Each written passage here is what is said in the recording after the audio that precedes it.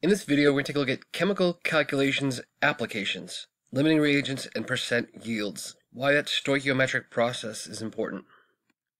So within a chemical reaction, you're going to have a limiting and an excess reagent. Reagent is just a fancy word for reactants. One thing is going to get completely used up, and then one thing will have some remaining. It's really difficult to make a reaction where you're going to, even if you measure them out and try and calculate out the right amount of each reactant you need to get the perfect amount that it all gets completely used up. So one thing will be an excess. The limiting reagent is the one that, again, is going to run out. It's going to limit the amount of product that you can make. Once that reagent is gone, once that reactant is gone, that reaction no longer can continue, and therefore will stop. Therefore, the other thing that is left over is your excess. What is still remaining? What do I still have more reactant of? So let's take a look at a common example where this happens. Oftentimes when cooking or baking, you go to the store, and you buy flour, sugar, baking soda, vanilla, salt, and they don't come in mixed proportions unless you're buying a pre-made pack. So oftentimes you buy these things in bulk, and then you use what you need, and then things will be left over. And then after a couple of times later, you go to use them, and all of a sudden one thing has just a little bit left. So we're looking at that here with making s'mores. So we're sitting around a campfire, and each person's asked to bring one ingredient. All we have is one box of graham crackers, one bag of marshmallows, and one Hershey's chocolate bar. So which of these things is going to be our limiting reagent? Well, from a package of graham crackers, you can probably make 36 different s'mores, because you need one graham cracker for your s'more. You break it in half, and that package with 36 graham crackers, you can make 36 s'mores. With our chocolate bar, we only have 16 rectangles of chocolate. And even if I go really conservative and only put in one rectangle of chocolate into each s'more, that limits me to making only 16 s'mores. And then lastly, my marshmallows. In this bag, I probably have 25, maybe 30 marshmallows. And again, if I put one marshmallow per s'more, then I can make 25 to 30 s'mores from that package of marshmallows. So which thing is going to limit the amount of s'mores I can make?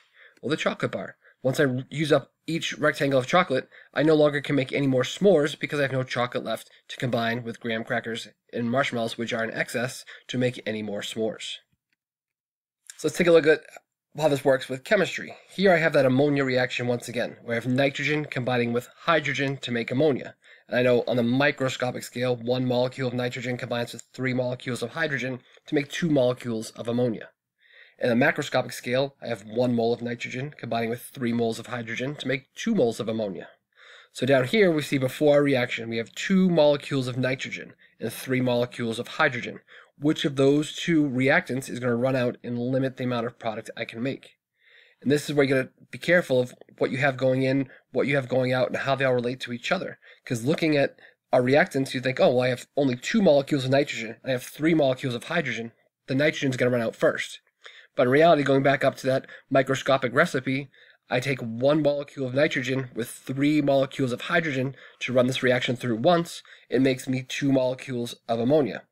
So now if I take 1 nitrogen and the 3 molecules of hydrogen I have, I make my 2 molecules of ammonia. I've now used up all of my hydrogen. I still have 1 nitrogen molecule left, so that is actually my excess, even though I had less of it to begin. But relative to each other, I need less nitrogen than hydrogen, and my hydrogen ran out first. So let's go a little bit crazier now. We'll take a look at this reaction here. We're going to make nitric acid. In the process of making nitric acid, we're going to take nitrogen dioxide gas. It'll combine with water, and it will make our nitric acid along with making nitrogen monoxide gas.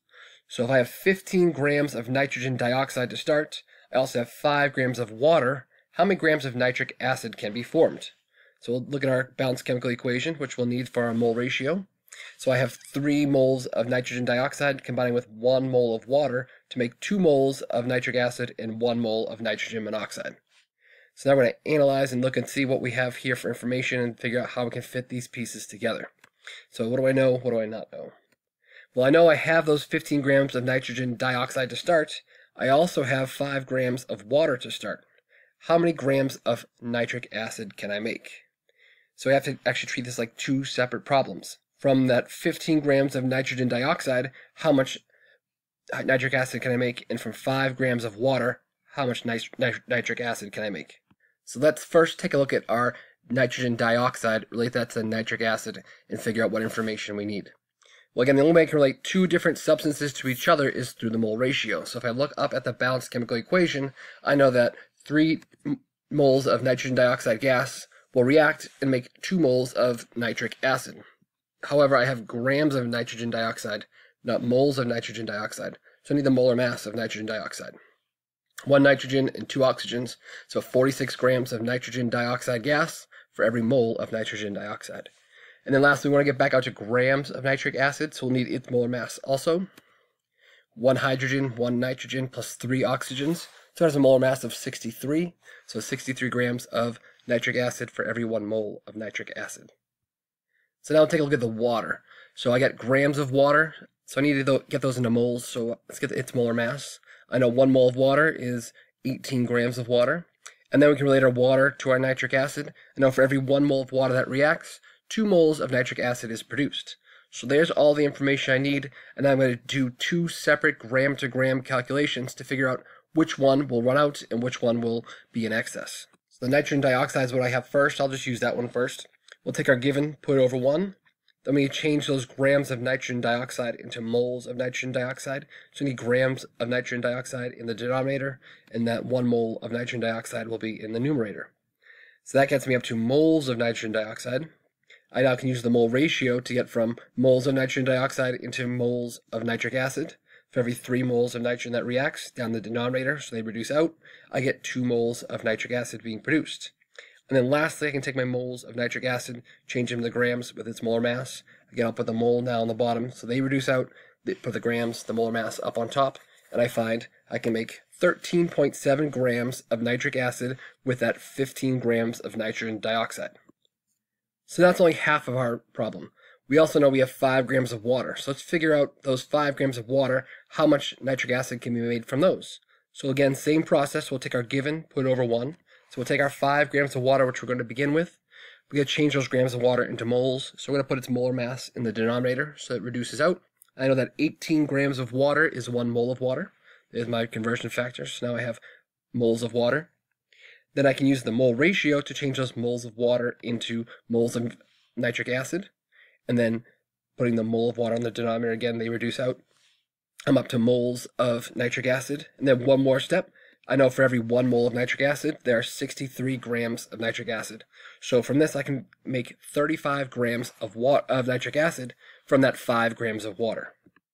So looking at those 2 results, I have 2 different possible outcomes. Taking my 15 grams of nitrogen dioxide gas, I can make 13.7 grams of nitric acid. And with 5 grams of water, I can make 35 grams of nitric acid. So because this 13.7 grams of nitric acid is less than the 35, when I take my 15 grams of nitrogen dioxide and it reacts, and I make 13.7 grams of nitric acid, now I've used up all of my nitrogen dioxide gas. I can no longer continue with this reaction. It comes to a screeching halt. Even though I could continue and make up to 35 grams of nitric acid with the amount of water that we have, those 5 grams of water, again, once the nitrogen dioxide is used, this reaction is all over. I can't continue if I have not enough reactant. So the nitrogen dioxide is going to be my limiting reagent, and my water is going to be my excess reagent. I'm going to use up all the nitrogen dioxide. It's going to limit the amount of product that I'm going to be able to make, and I will still have water left over. I will have excess water, and I could make more if I had more nitrogen dioxide. Now let's take a look at percent yield. Just like it sounds, percent. How much part over whole is their actual yield did we make? So percent yield involves 2 different measurements, the theoretical yield and the actual yield. The theoretical yield is mathematically, if everything went perfectly, how much product could be made.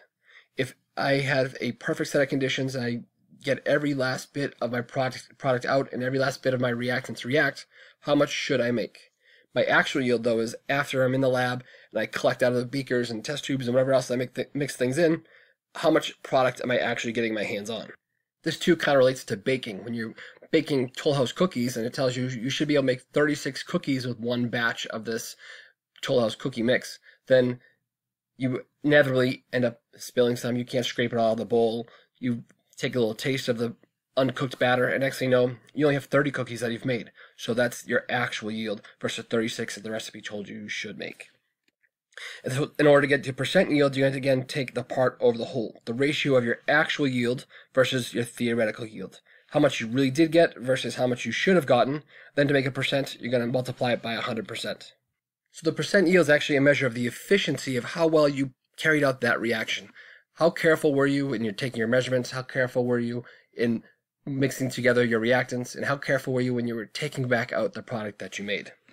So let's take a look at one of these types of calculations. Take the same amount of reactants we had before, except now we're going to add in the fact that we collected back out 10.3 grams of nitric acid when we were done. What's our percent yield? So here's our balanced chemical equation again. We would need this if we were to calculate it out. We cheated. We already did this legwork out. We'll use it from the slide before. But what do we know? What do we not know?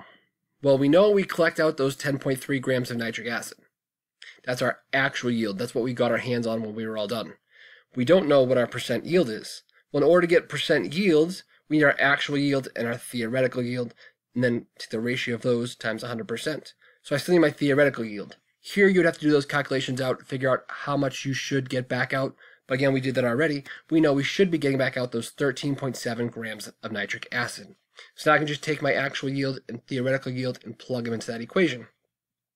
I know I did collect out 10.3 grams of nitric acid. I should have gotten 13.7 grams of nitric acid. So I take those 10.3 grams over the 13.7 that I should have gotten, times 100%, and I find I got a 75.2% yield.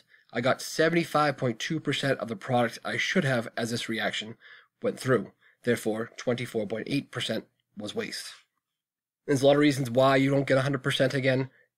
Maybe I didn't do great measurements with my water and my nitrogen dioxide gas when I started, and maybe my nitrogen dioxide gas flew away. Maybe I didn't collect back all of my nitric acid that I should have when it formed in my solution and I removed the water from it. So we have whole lots of possible things that would cause you not to get a 100% yield, and you never really are going to get 100%.